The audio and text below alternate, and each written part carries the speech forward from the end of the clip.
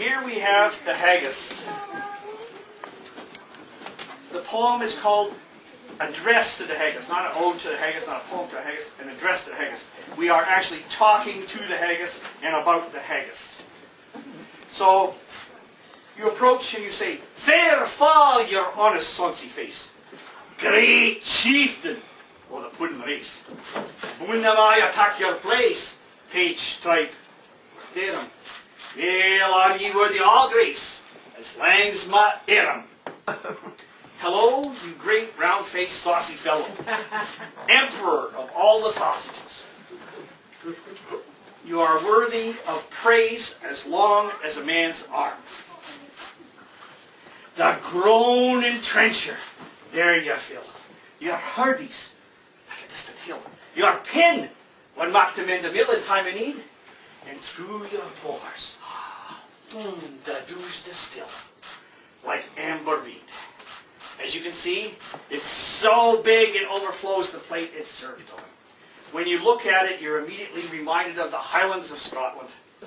Not only is it great eating, but when you're finished, you can use the pin that holds it all together to fix the grist mills and the wagon wheels and all kinds of other good stuff. And it doesn't take much to see all the wonderful juices and aromas coming out of the Haggis. Here's the best part. His knife, see rustic, labour dirt, and cuts ye up with ready slick, trenching your gushing entrails quick, like honey ditch. And then, oh, what a glorious sight. Warm, reeking, rich. We can't wait any longer. The Highlander grabs his knife, sharpens it with great enthusiasm, and splits open the Haggis, spilling its guts out like a wagon turning over in a ditch. And then, what do we see? Wonderful, wonderful sight. And the aromas fill the room, and your stomach starts grumbling right away. Gotta have some. Then horn for horn they stretch and strive. Deer take the hindmost, on they drive, till all their wheels swell kites belive are bent like drums. And all good men may slike to rive. Be thick it comes. Everybody grabs a spoon and starts digging in. No, we don't stop for ceremony here. Just grab as much as you can and stuff it in your face, leaving only a few scrapings for the devil. And then we all sit back with our stomachs so distended and ready to burst they look like drums, and we give a little burp of appreciation. Now we have to insult French food. Is there that o'er his French ragout, or fricassee would make a spew?